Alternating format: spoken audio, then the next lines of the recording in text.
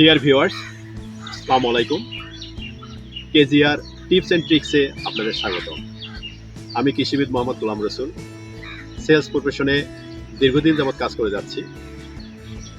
আজকে যে বিষয়টি নিয়ে আপনাদের সামনে কথা বলতে চাই তা হচ্ছে সেলস প্রেজেন্টেশন ভার্সাস সেলস।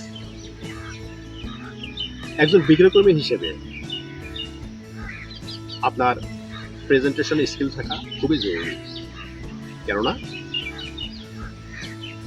এই প্রেজেন্টেশন স্কিলের কারণেই একটি সেলস কল সফল অথবা বিফল হতে পারে। একজন বিক্রয়কর্মী হিসেবে আপনি যখন কাস্টমারের সামনে কোম্পানির অফার বা প্রোগ্রামগুলো আকর্ষণীয় ভঙ্গিতে যদি উপস্থাপন করতে না পারেন, তাহলে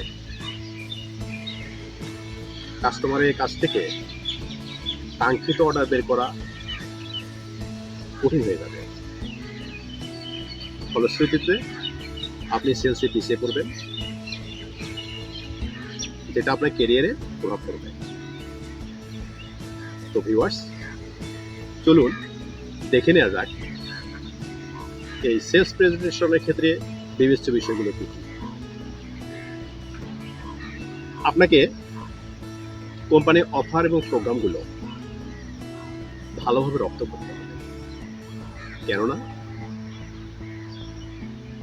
আপনি যদি এই প্রোগ্রাম বা অফারগুলো কনফিডেন্স সহকারে স্পষ্ট ভাষায় কাস্টমারকে বলতে না পারেন, তাহলে আপনি ব্যর্থ হবেন।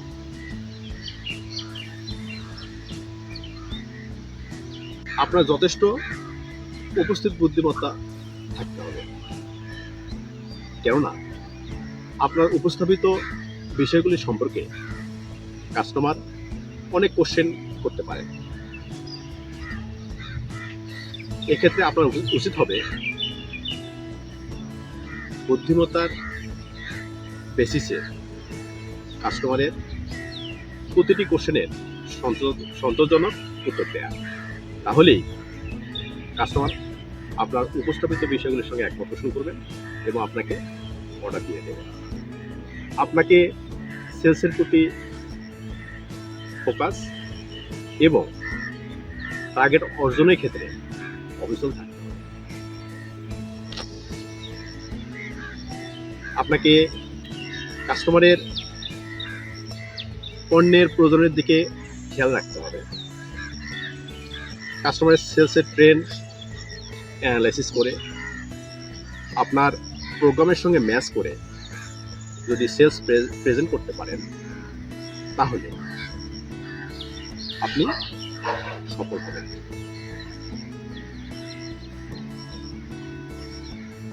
আর আরেকটি বিষয় না বললেই নয়, এই সেলস প্রেজেন্টেশনের সময় কাস্টমার যাতে অন্য কোনো কাজে ব্যস্ত না হয়ে পড়ে, সেদিকে আপনার খেয়াল রাখবেন। তো ভিউয়ার্স, আজ এখানে শেষ করছি। আমার এই কথাগুলো যদি আপনাদের ভালো লেগে থাকে, তাহলে চ্যানেলটিকে এখনই সাবস্ক্রাইব করুন এবং বেশি বেশি শেয়ার করুন। ধন্যবাদ, ভালো থাকবেন।